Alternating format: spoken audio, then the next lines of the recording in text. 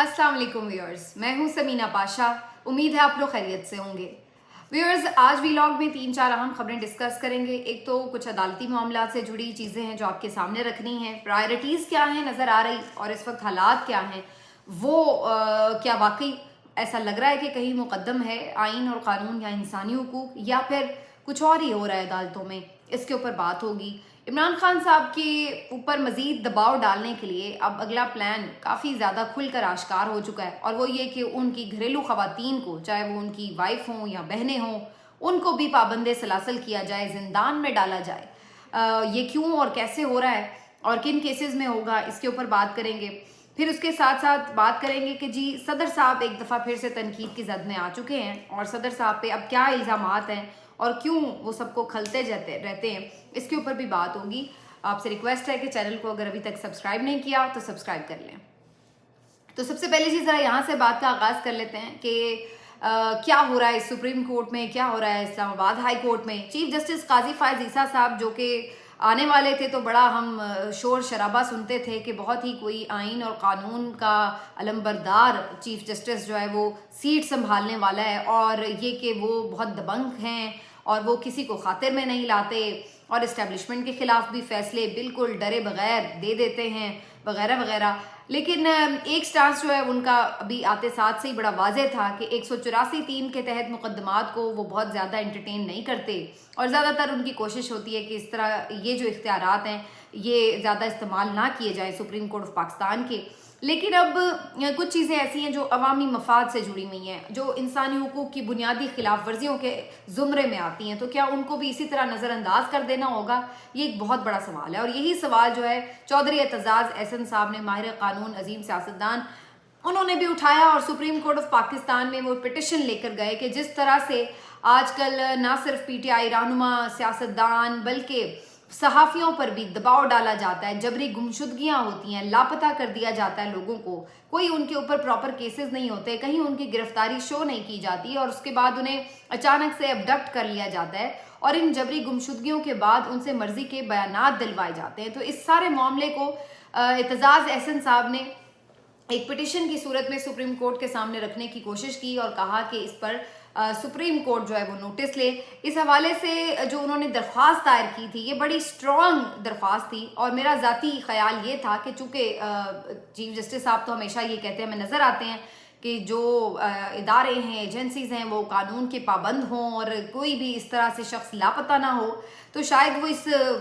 Case को बड़ा urgent basis पे सुनेंगे। लेकिन इसके बरक्स हुआ क्या? इसके बरक्स ये हुआ कि रजिस्ट्रार ने एतजाज़ एहसन साहब की दरख्वास्त पर एतराज़ आयद कर दिया है, और फिल वक्त तो उन्होंने इस दरख्वास्त को एंटरटेन नहीं किया, और उन्होंने जो एतराज़ लगाया वो यही लगाया है कि जनाब 184(3) के तहत जो इख्तियारात हैं सुप्रीम कोर्ट के वो इतने महदूद से हैं, उसमें इनको इस तरह की पिटिशन को लाना जो है वो उनको प्रोवोक करने के मुतरादिफ है, तो लिहाजा इस पिटिशन को जो है वो ज़्यादा एंटरटेन करने से फ़िलहाल कासिर नज़र आई सुप्रीम कोर्ट ऑफ पाकिस्तान। अगरचे उसके जो एतराज़ात हैं वो दूर कर दिए जा सकते हैं आगे चलकर, लेकिन फ़िल वक्त हमें ये नज़र आ रहा है कि काजी साहब जो है या सुप्रीम कोर्ट ऑफ पाकिस्तान जो है वो इन केसेस के हवाले से जहाँ पर जलते हैं, जो मुख्तलिफ ताकतवर हलकों को कटहरे में बुलाने के ऊपर मामलात को ले जा सकते हैं, तो वहाँ पर वो एतराज़ कर रहे हैं, वहाँ पर वो पीछे हट रहे हैं, वहाँ पर कहीं ना कहीं वो अपने आप को दामन बचाने की कोशिश करते नज़र आ रहे हैं।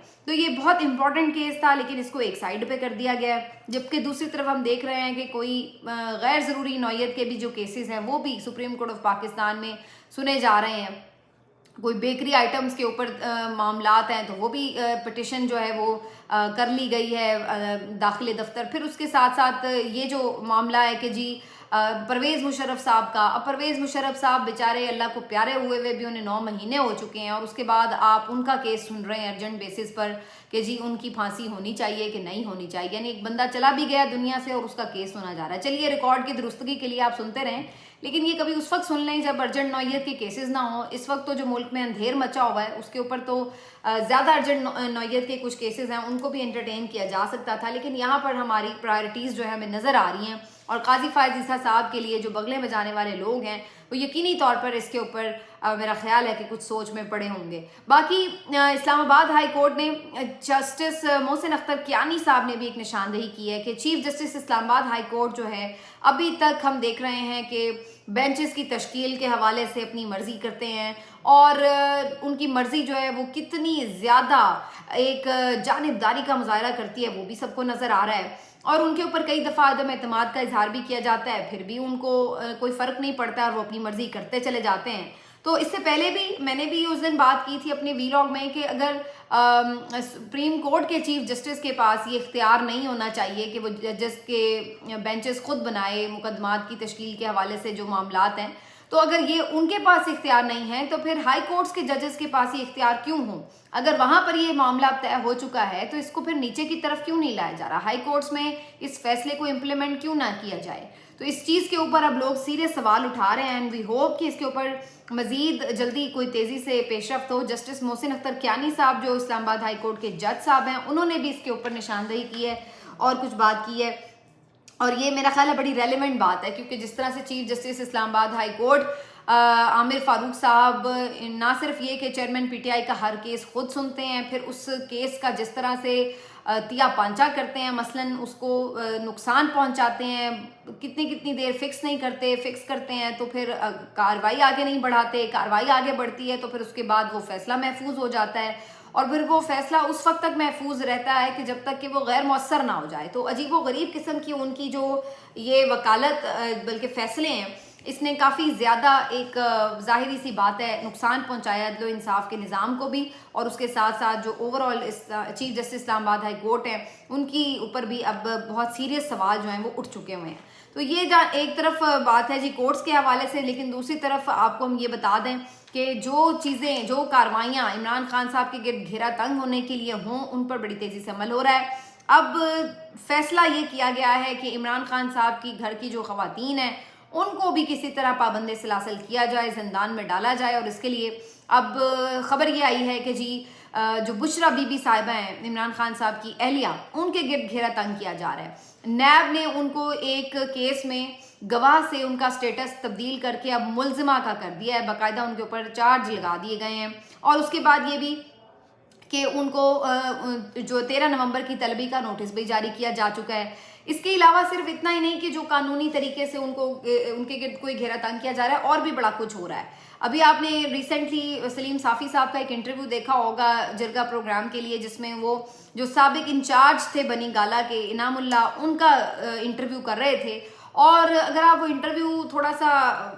غور کر کے دیکھنے کی کوشش کریں, ویسے تو کافی مشکل ہوتا ہے اس قسم کے انٹرویوز کو پورا دیکھنا, لیکن جو میں دیکھ رہی تھی تو اس طرح کے سوالات نہیں تھے کہ کوئی صحافی سوال کر رہا ہے, ایسے لگ رہا تھا کہ کوئی انویسٹیگیشن ہو رہی ہے اور جان بوجھ کر کوئی مطلب کے جو ہیں وہ جوابات نکالنے کی کوشش ہو رہی ہے. تو بہرحال اس میں پوری کوشش یہ تھی کہ بشرا بی بی کے اوپر کسی بھی طرح مختلف الزامات عائد کیے جا سکیں. بشرا بی بی کے گرد نہ صرف قانونی طور پر گھیرا تنگ کیا جائے گا, ان کی کردار کشی بھی کی جائے گی, ان کو کرپٹ بھی ثابت کیا جائے گا. اس سلسلے میں ایک انٹرویو کا تو جیسے میں ذکر کر رہی ہوں جس میں وہ یہ بار بار کہہ رہے ہیں انعام اللہ صاحب کے جو بشرا بی بی صاحبہ ہیں انہوں نے جہانگیر ترین کو علیم خان کو دور کیا عمران خان سے. بشرا بی بی صاحبہ جو تھے وہ روپے پیسے کے معاملات میں انہوں نے ہی گھڑی کے پیسے جو بکے ہوئے تھے وہ 3 کروڑ روپیہ مجھے دیا کہ جی جا کے عمران خان صاحب کے اکاؤنٹ میں جمع کروا دیں.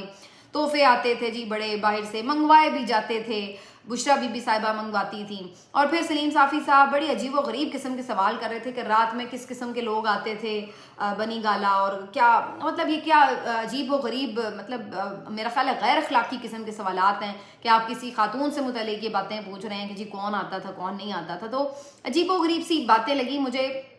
لیکن اب آپ کچھ بھی ایکسپیکٹ کر سکتے ہیں ان لوگوں سے. تو بہرحال یہاں پر یہ سارا انٹرویو کا بھی مقصد یہی تھا کہ بشرا بی بی کو جو ہے وہ لایا جائے پریشر کے نیچے کہ جناب اب آپ کے گرد گھیرا تنگ ہو رہا ہے. اس کے ساتھ ساتھ ایک اور بھی خبر آ رہی ہے کہ خاور مانکا صاحب جو کہ بشرا بی بی صاحبہ کے پرانے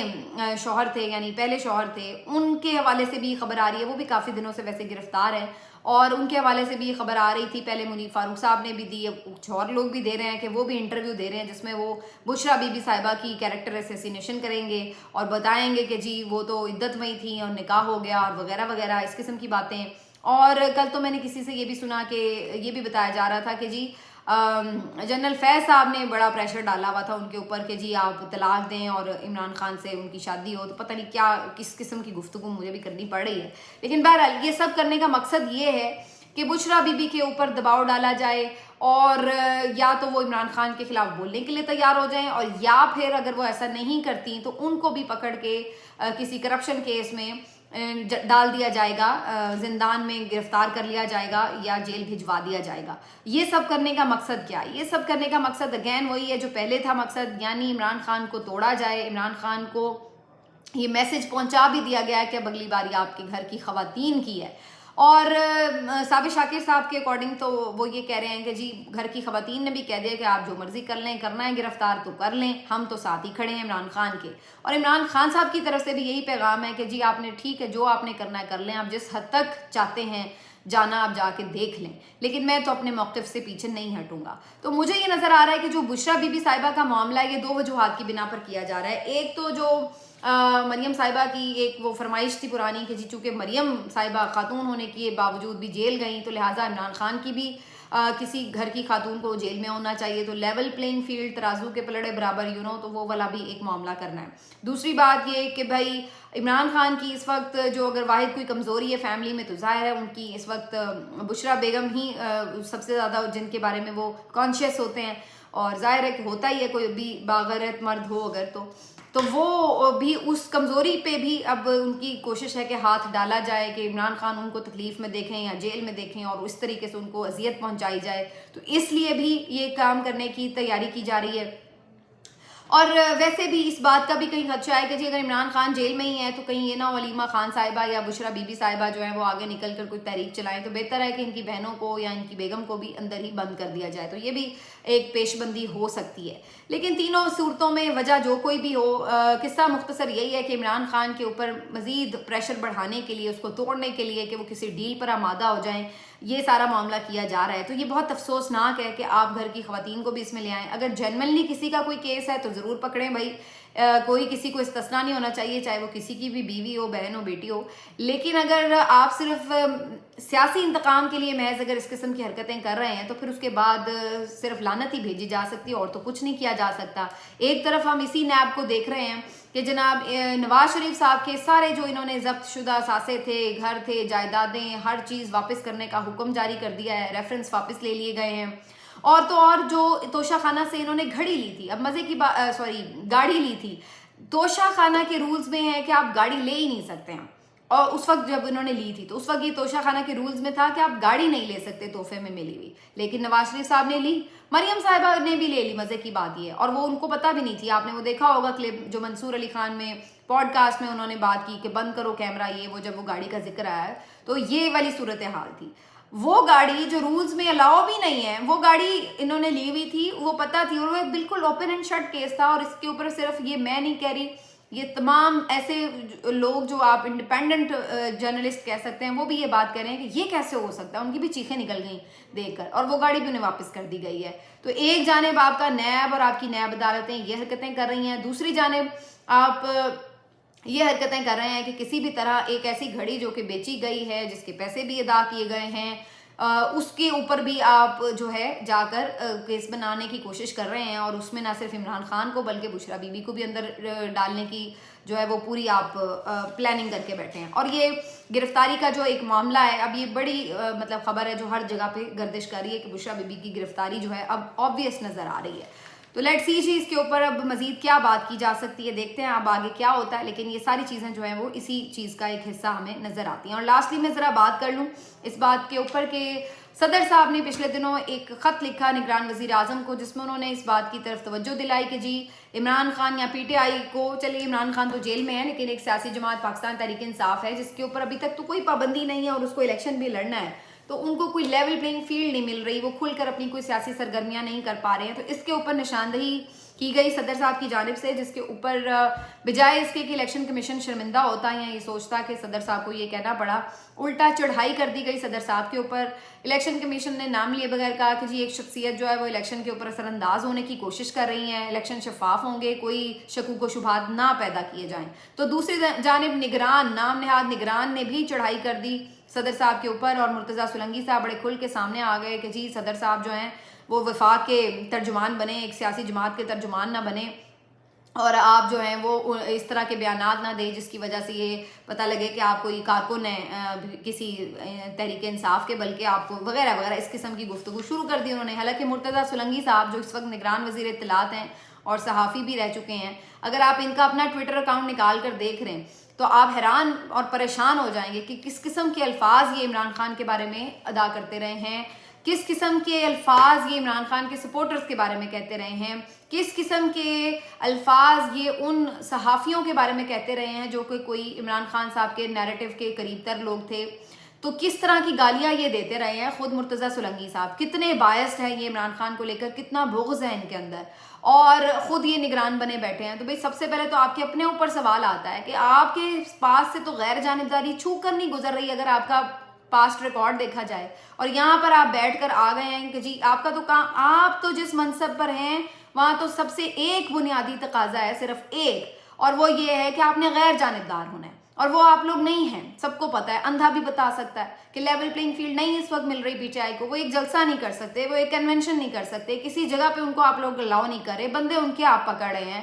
ٹھیک ٹھاک قسم کا آپ نے ان کو دیوار سے لگایا ہوا ہے، اور اوپر سے آپ آ گئے ہیں جھوٹ بولنے کہ جناب سب بڑے آرام سے اپنی ایکٹیویٹیز کر رہے ہیں، تھوڑی سی شرم بھی نہیں کسی کو آتی یہ بات ڈیفینڈ کرتے ہوئے۔ تو چلیں آپ کے اوپر پریشر ہے، آپ ایک ایجنڈے کا حصہ ہیں، یہ سب کر رہے ہیں، لیکن کم از کم اس کو اس طرح تو نہ آپ لوگ کریں کہ اگر کوئی اس پہ بات کر رہا ہے تو آپ اس کے اوپر چڑھ دوڑیں کہ جی آپ غلط بات کر رہے ہیں۔ ٹھیک ہے کہ آپ غلط کر رہے ہیں، اور اگر کوئی اس پہ بات کر رہا ہے کہ غلط کر رہے ہیں تو اس کو بھی کہہ لینے دیں، چپ ہی کر جائیں، کم از کم تھوڑی سی تو گریس کا مظاہرہ کر لیں۔ آپ لوگ تو اس طرح سیٹوں پہ جڑ کے بیٹھ گئے ہیں کہ جیسے آپ نے سیٹوں سے اترنا ہی نہیں ہے، بعد میں انہیں لوگوں نے آپ کو جوتے مار رہے ہونے ہیں، آپ کے اوپر آپ تنقیدیں ہو رہی ہونی ہیں، اور آپ لوگ آج یہ سمجھ رہے ہیں کہ جی پتہ نہیں یہ عہدے جو آپ کو مل گئے ہیں یہ تاحیات مل گئے ہیں۔ تو یہ اس کے بعد جو ہے یہ صدر صاحب کے اوپر انہوں نے ٹھیک ٹھاک چڑھائی کی ہوئی ہے، الیکشن کمیشن نے بھی اور یہ بھی، اور یہ نہیں یہ کریں گے کہ یہ پی ٹی آئی کو کوئی بھی جلسہ کرنے کا موقع دیں اور کہیں کہ لیں جی دیکھیں گے پی ٹی آئی جلسہ کر رہی ہے، آپ ایسے غلط الزام لگا رہے ہیں۔ یہ صورتحال ہے۔ تو بجائے اس کے کہ پورا سسٹم ایک جماعت کو جس طرح سپورٹ کر رہا ہے، اس کا پورا کارکن بنا ہوا ہے، جو پوری پنجاب پولیس ہے وہ نون لیگ کی کارکن بنی ہوئی ہے، قیدی وینس پر پانی پلائے جا رہے ہوتے ہیں ان کے جلسوں میں، ان کے جلسے آرگنائز کر رہے جا رہے ہوتے ہیں، بھر بھر کے بندے لائے جا رہے ہوتے ہیں، پورا پروٹوکول دی جا رہا ہے، گورنر ہاؤس میں ان کے اجلاس ہو رہے ہیں، اس کے اوپر تو آپ بول نہیں رہے ہیں۔ تو چلیں کم از کم ان کو کوئی جلسہ اپنے گھر کے اندر کر ہی لینے دیں، وہ بھی نہیں آپ کرنے دے رہے، اس کے اوپر اگر کوئی سوال اٹھا رہا ہے تو اس کے اوپر آپ لان تان شروع کر دیتے ہیں۔ تو یہ ہے اس وقت اسٹیٹ آف افیئرز انفارچونیٹلی، لیکن یہ چیزیں جو ہیں یقینی طور پر ان تمام لوگوں کو نہ صرف انہوں نے ڈسکریڈٹ کیا ہے، ان کو ایکسپوز کیا بری طرح سے، بلکہ اس کے ساتھ ساتھ آپ کو پتہ چلتا ہے کہ یہ ہمارے سسٹم کی بیسیکلی سب سے بدنما شکل ہے جو ہمیں نظر آتی ہے کہ ہم ایک تو غلط کام کرتے بھی ہیں اور پھر ڈٹائی سے اس کا دفاع بھی کرتے ہیں۔ ملتے ہیں آپ سے اگلے ویلاگ میں، اپنا خیال رکھیے، اللہ حافظ۔